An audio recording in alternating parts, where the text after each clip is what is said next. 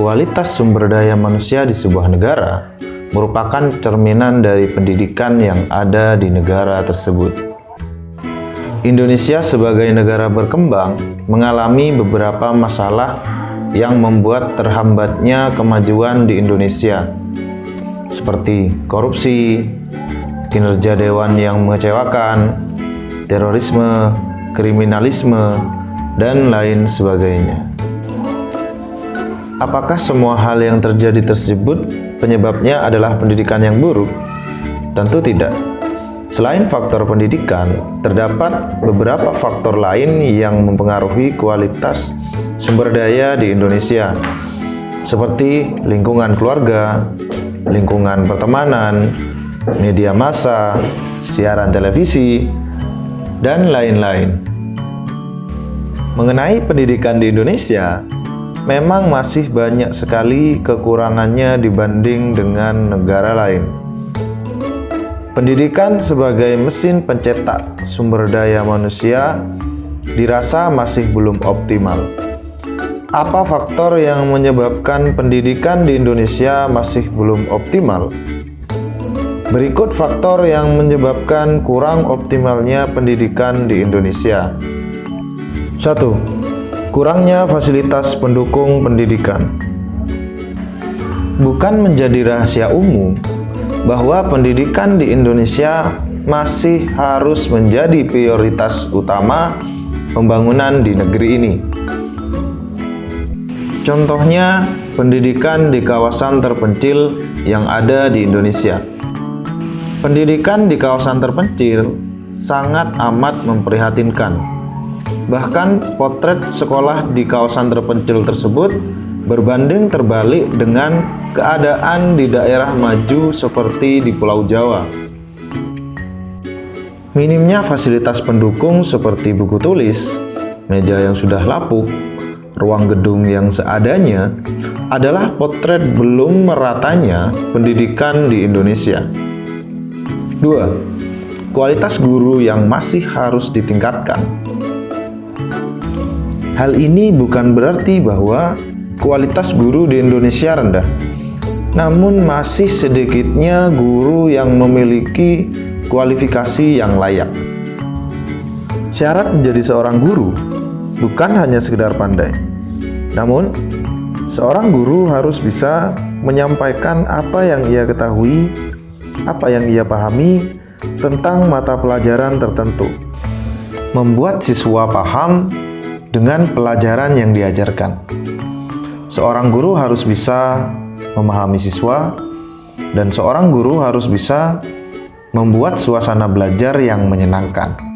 Selain itu, seorang guru harus memiliki pengetahuan yang luas, bukan hanya mata pelajaran yang ia ajarkan, namun mengerti dengan segala hal.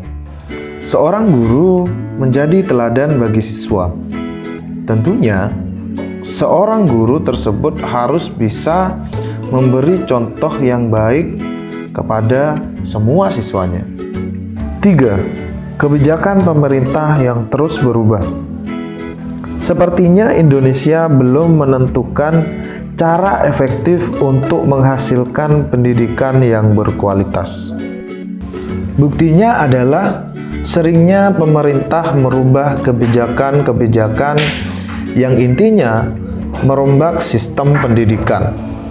Hal ini tentu banyak menuai pro dan kontra di masyarakat dan menimbulkan kebingungan bagi siswa maupun guru. Tentunya kita sebagai masyarakat harus berdoa agar pendidikan di Indonesia bisa setara dengan negara-negara maju di dunia.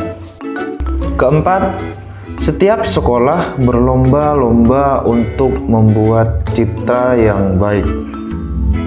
Setiap sekolah berlomba-lomba membuat image baik di masyarakat. Tentu dengan tujuan agar sekolah tersebut lebih diminati oleh siswa. Tidak sedikit sekolah yang menghalalkan segala cara agar citra sekolah tersebut baik di masyarakat.